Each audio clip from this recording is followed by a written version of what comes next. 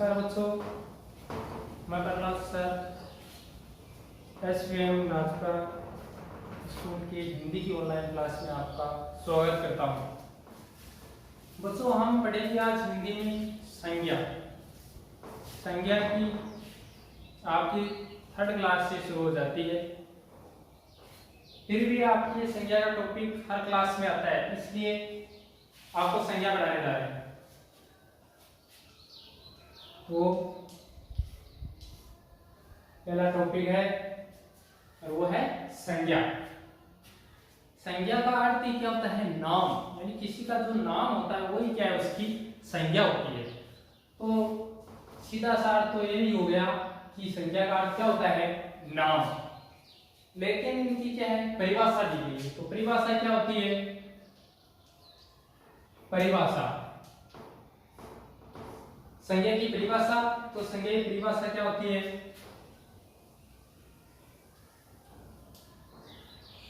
शुरू से आप पढ़ते आ रहे हैं, किसी व्यक्ति,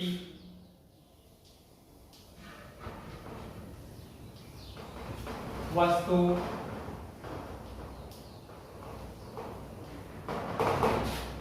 प्राणी,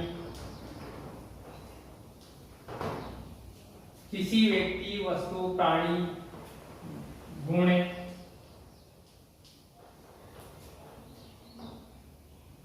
तथा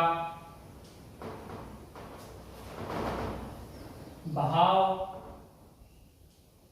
के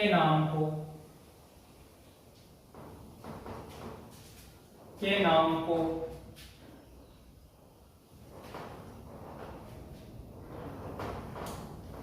और संज्ञा कहते हैं।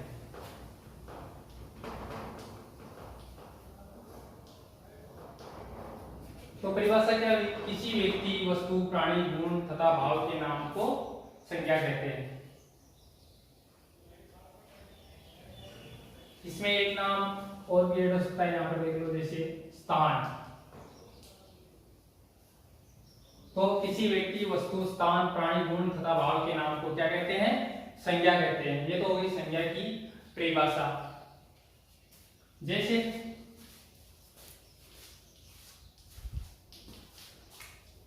तो किसी व्यक्ति का नाम हो गया, जैसे कोई भी, राम, मोहन, सोहन, कुछ भी, तो राम। वस्तु कुछ भी हो सकती है, जैसे पेन, कुर्सी। स्थान है कुछ भी, कोई भी, जयपुर, सीकर, कुछ भी हो सकता है नाम, स्थान का नाम। फिर प्राणी, जो भी जीव जंतु, पक्षी, गाय, भैंस होती है, उनके नाम, जैसे गाय। इसी प्रकार गुण जैसे मधुरता। इसी प्रकार भाव, क्रोध,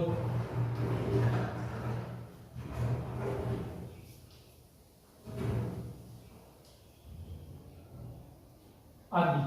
तो ये क्या है? इनके उदाहरण है। तो संज्ञा की परिभाषा क्या होगी? किसी व्यक्ति, वस्तु, स्थान, प्राणी, गुण तथा भाव के नाम को क्या कहते हैं? संज्ञा कहते हैं।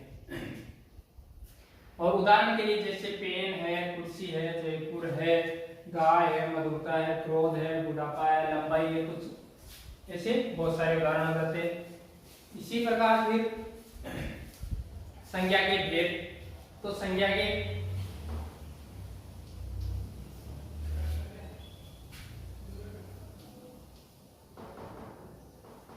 संज्ञा के 3 भेद होते हैं।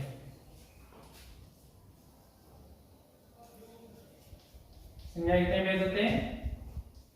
3 भेद होते हैं। कुछ विद्वान जो गणित अंग्रेजी के अनुसार इनके 5 भेद भी मानते हैं। समूहवाचक और द्रव्यवाचक, यानी वो 2 और अलग मानते हैं, लेकिन इनके 3 भेद हैं। वो है व्यक्तिवाचक,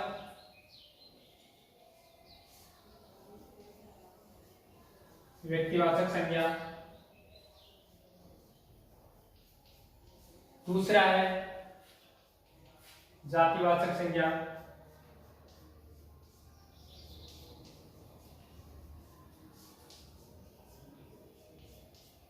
और तीसरा है भाववाचक संज्ञा।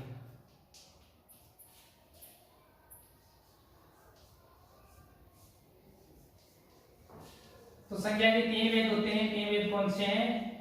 व्यक्तिवाचक संज्ञा, जातिवाचक संज्ञा, भाववाचक संज्ञा। तो ये हो गए तीन भेद। इनके अलावा कुछ और है। जो व्याकरण के विद्वान है वो अंग्रेजी के अनुसरण पर संज्ञा के दो भेद और बताते हैं। वो कौन से हैं? एक तो द्रव्यवाचक होता है, एक होता है समूहवाचक। तो दो भेद और अन्य भेद और होते हैं दो।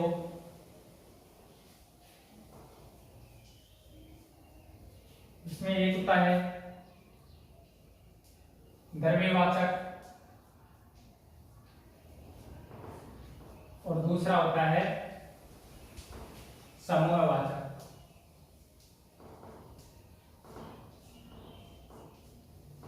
तो ये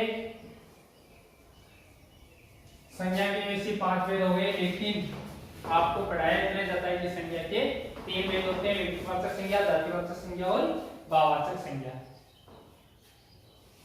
इसे आगे हम पढ़ेंगे पहले व्यक्तिवाचक संज्ञा।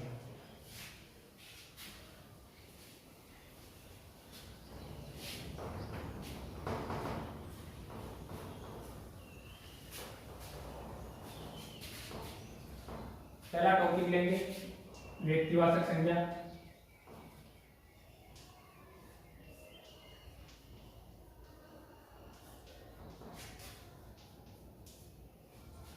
तो व्यक्तिवाचक संज्ञा क्या होती है? जिस संज्ञा से किसी एक ही व्यक्ति या स्थान का बोध होता है तो क्या कहते हैं? व्यक्तिवाचक संज्ञा कहते हैं। यानी एक ही व्यक्ति का बोध होता है उससे। एक व्यक्ति हो, स्थान हो या कुछ भी किसी का नाम हो, तो उसका एक व्यक्ति का जिससे बोध होता है उसको क्या कहते हैं? व्यक्तिवाचक संज्ञा। इसकी परिभाषा होती है जिस संज्ञा शब्द से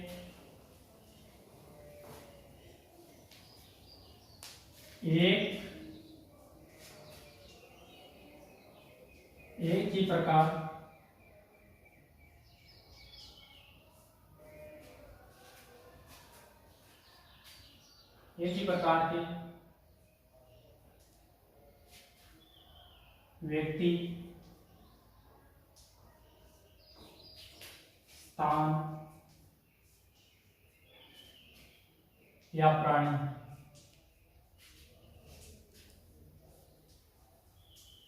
का बोध होता है।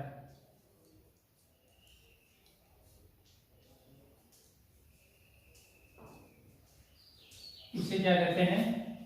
व्यक्तिवाचक संज्ञा कहते हैं। इसे व्यक्तिवाचक संज्ञा कहते हैं।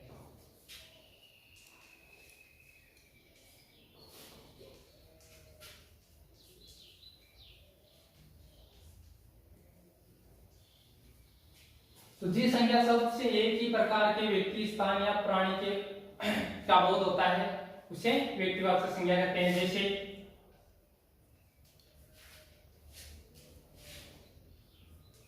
राम, जयपुर,